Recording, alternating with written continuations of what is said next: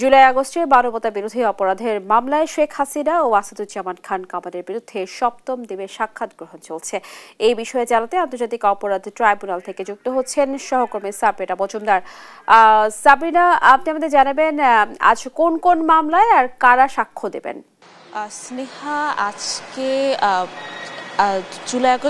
গেল বছরের July August গণহত্যায় যে নির্মম হত্যাকাণ্ড আসলে চালানো হয়েছিল সেটির প্রধান নির্দেশদাতা অর্থাৎ সাবেক প্রধানমন্ত্রী শেখ হাসিনা এবং সেই সাথে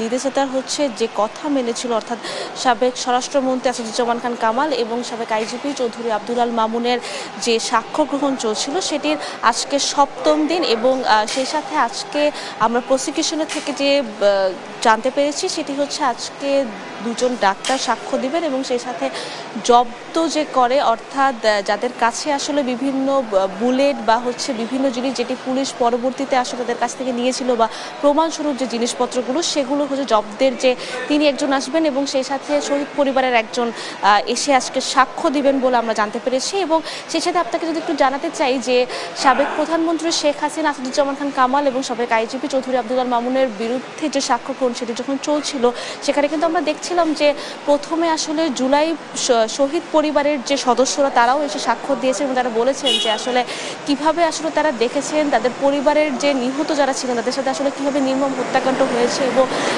এবং যারা হচ্ছে ওইখানে অন স্পটে ছিলেন অর্থাৎ এক প্রত্যক্ষদর্শী হিসেবে ছিলেন তারাও কিন্তু এসেছিলেন। তারা বলেছেন যে বিভিন্ন এলাকায় আসলে কিভাবে জুলাই আগস্ট হত্যাকাণ্ড চালিয়েছিল এবং পুলিশ কিভাবে আসলে যে ছাত্র জনতা তাদেরকে দমন করার জন্য আসলে কিভাবে তাদের উপর আসলে কিভাবে নির্মম হত্যাকাণ্ড চালিয়েছিল।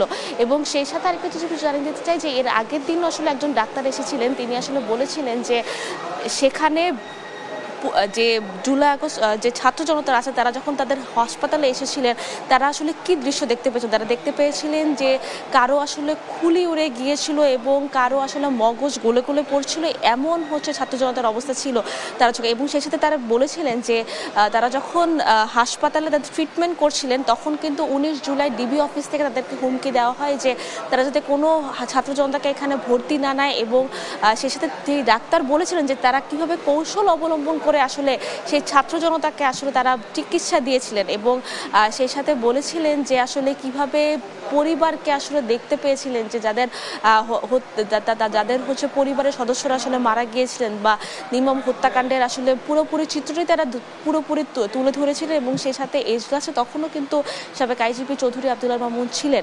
এবং আজকে যেটি বিষয় জানিয়ে নিতে চাই যে আজকে কিন্তু শুধু চৌধুরী আব্দুল আল মামুনকে হাজির করা হয়নি, গুমের মামলায় সাবেক সেনা কর্মকর্তা জিয়াউল হাসানও এসেছেন। অর্থাৎ গুমের যে 15 বছরের যে গুমের যে মামলাগুলো আছে সেটিও আজকে তদন্ত প্রতিবেদন দাখিল করা হবে। এবং সেই সাথে সাবেক জনপ্রশাসন মন্ত্রী ফরহাদ হোসেনকে ট্রাইব্যুনালে হাজির করা হয়েছে।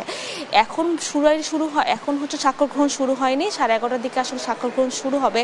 তখন আসলে এক একজন এসে তাদের সামনে আসলে তারা যে বিষয় দেখতে পেয়েছেন, তাদের যে নির্মম হত্যাকাণ্ড দেখতে পেয়েছেন, জুলাই আগস্টের প্রেক্ষাপট আসলে দেখতে পেয়েছেন সেগুলি আসলে তুলে ধরবেন। এবং সেই সাথে পরবর্তী এই সাক্ষ্য গ্রহণ আসলে চলতে থাকবে কয়েকদিন ধরে, সেটি আসলে আমাদেরকে প্রসিকিউটর জানিয়েছেন।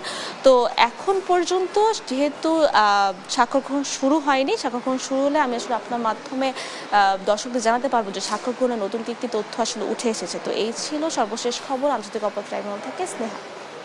সাবরিনা, আপনাকে ধন্যবাদ। দর্শক, জুলাই আগস্টের মানবতা বিরোধী মামলার সাক্ষ্য গ্রহণ শুরু হওয়ার কথা আছে, আমরা শুনছিলাম তার বিস্তারিত।